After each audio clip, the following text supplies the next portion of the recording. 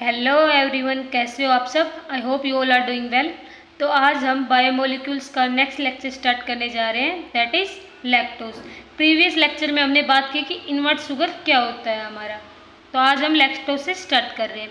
Lactose यानी milk sugar. हमारा जो लैक्टोज है इसको मिल्क शुगर बोलते हैं। क्यों?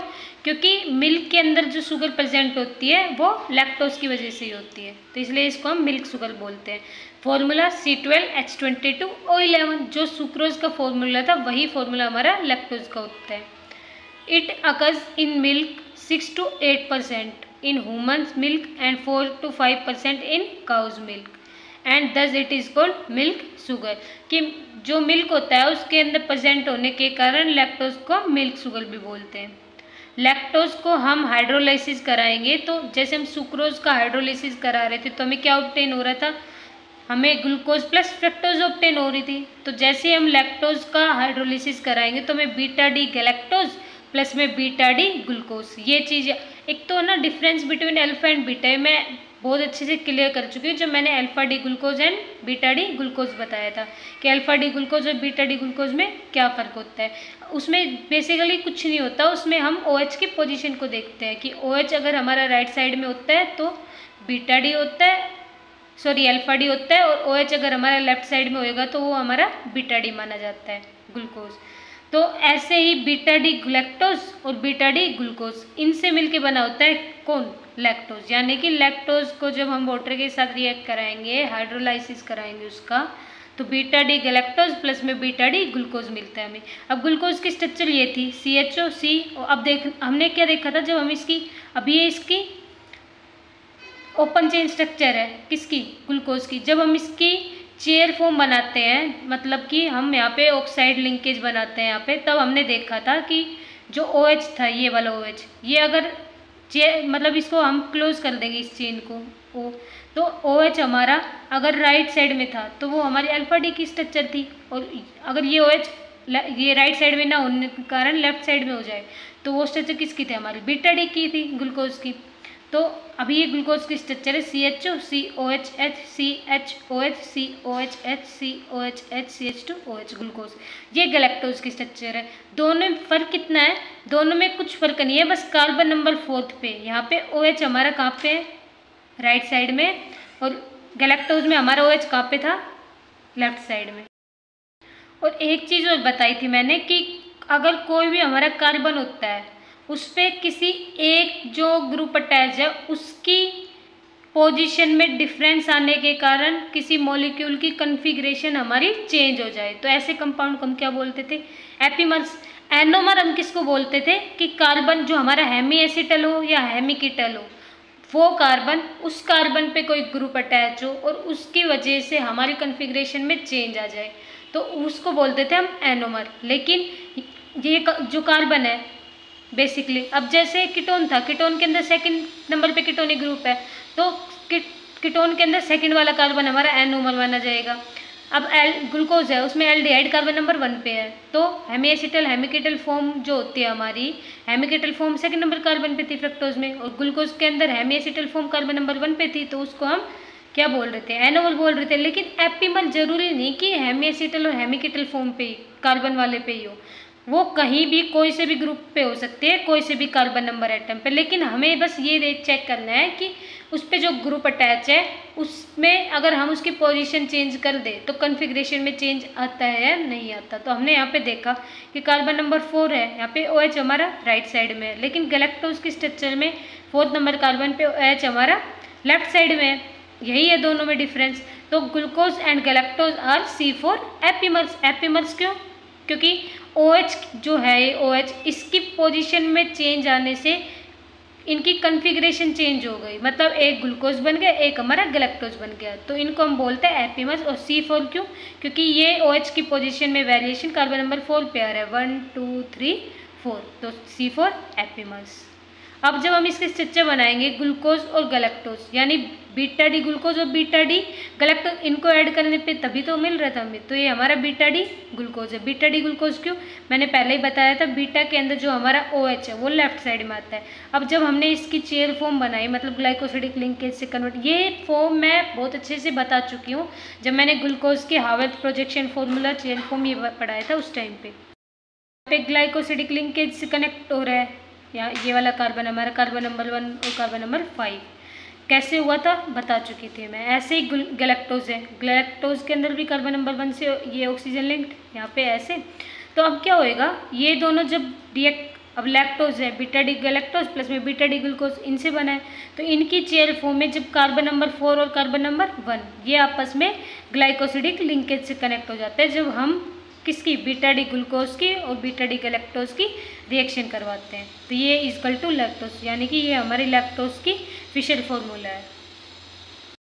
हमने यहाँ पे बनाई इनकी हार्वेल्थ प्रोजेक्शन फॉर्मूला किसका, बीटा डी गैलेक्टोज का और बीटा डी ग्लूकोज का। अब ये जो फॉर्म है हमारी, इस फॉर्म को बनाने की भी एक ट्रिक बताई थी मैंने कि जो हमारे ग्रुप अटैच होते हैं, अब हमने गैलेक्टोज की जो फिशर फॉर्मूला है वो देखा था, उसकी चेयर फॉर्म उसमें देखा, उसमें अगर जो राइट साइड वाले जो मॉलिक्यूल्स हैं हमारे सारे, कार्बन था, कार्बन के इधर कुछ मॉलिक्यूल्स थे, कार्बन के लेफ्ट हैंड साइड में कुछ मॉलिक्यूल्स थे, तो कार्बन के जो राइट हैंड साइड में मॉलिक्यूल्स थे उन मॉलिक्यूल्स को हम हमेशा below the plane of the ring बनाते हैं। जैसे ये below of the plane of ring है ये वाले कंपाउंड, ये तो राइट हैंड साइड वाले को हम always below the plane of ring बनाते हैं गैलेक्टोज वाले और ग्लूकोज चाहे कोई भी स्ट्रक्चर हो। जैसे ये गैलेक्टोज की स्ट्रक्चर, तो इसमें ये जो कंपाउंड जो ग्रुप अटैच्ड है यहाँ पे left hand side right hand side पे, ये सारे के सारे हमारे below the plane of the ring आते हैं। लेफ्ट हैंड साइड वाले सारे के सारे ग्रुप अटैच है ये हमारे above the plane of the ring आते हैं। और ये जो ये CH2OH है ना, ये CH2OH हमेशा above the plane of the ring आता है। तो एक कंपाउंड OH हम हमारे बिलो प्लेन ऑफ रिंग है, तो हमारे HOH हमारे कहाँ पे आएंगे, below the plane of ring. और ये CH2OH हमेशा above the plane of ring आता है चाहे कोई भी स्ट्रक्चर हो। अब ये बीटा डी क्यों बोला हमने, बीटा डी गैलेक्टोज क्यों, क्योंकि अगर राइट हैंड साइड के अंदर हमारा OH होता तो वो हमारा यहाँ पे आता below the plane of ring. OH अगर राइट हैंड साइड में आता तो स्ट्रक्चर को हम अल्फा डी बोलते हैं। लेकिन बीटा डी गैलेक्टोज यानी कि जो हमारा OH है वो हमारा लेफ्ट हैंड साइड में आएगा, लेफ्ट हैंड साइड में आएगा यानी कि above the plane of ring, तो ये above the plane of ring है। इसी वजह से बीटा डी स्ट्रक्चर होती है हमारी वो ज़्यादा स्टेबल भी होती है। क्यों, क्योंकि अगर मान लो ये OH यहाँ पे है, ये यहाँ पे ना होने के कारण नीचे होता यानी अल्फा डी स्ट्रक्चर होती है हमारी, तो OH और ये वाला OH इन दोनों OH में क्या होता है, स्टेरिक इंड्रेंस होता है। स्टेरिक इंड्रेंस होने के कारण अल्फा डी स्ट्रक्चर कम स्टेबल होती है किससे, देन बीटा डी स्ट्रक्चर से। तो यहाँ पे COH ये स्ट्रक्चर आई थिंक अब क्लियर होगी। ज़्यादा डिटेल में पढ़ना है तो अल्फा डी ग्लूकोज और बीटा डी ग्लूकोज की स्ट्रक्चर मैंने तब एक्सप्लेन की थी, तब मैंने बहुत अच्छे से बताया था एक एक चीज़ कि हम सबसे पहले स्ट्रक्चर को कैसे ड्रॉ करेंगे, कि हम जिस कार्बन के बीच में लिंकेज बन रहा है, कार्बन नंबर 1 कार्बन नंबर 5, उन दोनों को ड्रॉ करेंगे, उनके बीच में लिंकेज। फिर above the plane of ring हम हमेशा जो लेफ्ट हैंड साइड में ग्रुप अटैच है उनको बनाते हैं, राइट हैंड साइड में जो ग्रुप अटैच होते हैं उनको हमेशा हम below the plane of ring बनाते हैं। तो ये स्ट्रक्चर बनती है। इसकी रिएक्शन हमने कराई किससे, बीटा डी ग्लूकोज से। तो कार्बन नंबर 1 और कार्बन नंबर 4, कार्बन नंबर 1 और कार्बन नंबर 4 इन दोनों के बीच में हम लिंकेज सेटअप करेंगे कैसे, वाटर का रिमूवल करके। अब OH यहाँ से, H यहाँ से, जरूरी नहीं कि हम इसका OH ले, इसका OH क्यों नहीं ले रहे, हम इसका OH भी ले सकते हैं, यहाँ से H निकाल लेंगे, नो मैटर। तो हमने यहाँ से H लिया, यहाँ से OH लिया, तो वाटर रिमूव हो गया। ये वाला कार्बन अब इस ऑक्सीजन से लिंक हो गया, ये वाला कार्बन अब इस ऑक्सीजन से, तो ये जो ऑक्सीजन है ये लिंकेज का काम कर रहा है। इसी को क्या बोलता हूँ, बीटा ग्लाइकोसिडिक लिंकेज। बीटा क्यों, क्योंकि बीटा गैलेक्टोज और बीटा ग्लूकोज इन दोनों के बीच की रिएक्शन होने के बाद ही ये लिंकेज बना था, इसलिए बीटा ग्लाइकोसिडिक लिंकेज। और इस स्ट्रक्चर को हम अब I think it is clear कि जो हमारी स्ट्रक्चर है किसकी स्ट्रक्चर बना रहे थे हम यहाँ पे अभी, लैक्टोज की। तो लैक्टोज की स्ट्रक्चर बनाने के लिए जस्ट हमें रिमेंबर क्या रखना है कि जो हमारा लैक्टोज है वो किन किन मॉलिक्यूल्स को दे रहा है ऑन हाइड्रोलिसिस। अब जो जैसे हमारा सुक्रोज था वो हाइड्रोलिसिस पे ग्लूकोज ग्लूकोज को दे रहा था और किसको दे रहा था, फ्रक्टोज को दे रहा था। ऐसे ही हमारा लैक्टोज बीटा डी गैलेक्टोज और बीटा डी ग्लूकोज इनको दे रहा है आफ्टर हाइड्रोलिसिस। तो जस्ट रिमेंबर रखना है कि किन किन स्ट्रक्चर को दे रखा है। स्ट्रक्चर आई थिंक अब सबको क्लियर हो गया होगा कि हम कैसे ड्रॉ कर सकते हैं स्ट्रक्चर्स को। Now lactose is a reducing sugar since it forms an osazone undergoes mutarotation also reduces Tollens reagent Fehling reagent. अब जो हमारा लैक्टोज है ना, ये हमारा रिड्यूसिंग शुगर होता है। क्यों? एक तो ये हमारा ओसाजोन फॉर्मेशन करता है। जब मैंने केमिकल प्रॉपर्टीज ऑफ ग्लूकोज बताई थी तब मैंने बताया था कि ओसाजोन हमारा कैसे फॉर्मेशन होता है। तो लैक्टोज है ना, ये हमारा रिड्यूसिंग शुगर होता है। क्यों होता है रिड्यूसिंग शुगर? क्योंकि रिड्यूसिंग शुगर वो शुगर होती है जो Tollen reagent, Benedict reagent, Fehling reagent इनको रिड्यूस कर दे। कैसा पता चलेगा हमें इसका? अगर हमारे जो स्ट्रक्चर है उस पर हेमी एसिटल या हेमिकेटल फॉर्म हो। ये चीज़ भी मैंने प्रीवियस लेक्चर में क्लियर कर दी थी कि हेमी एसिटल और हेमिकेटल फॉर्म को हम कैसे आइडेंटिफाई करें।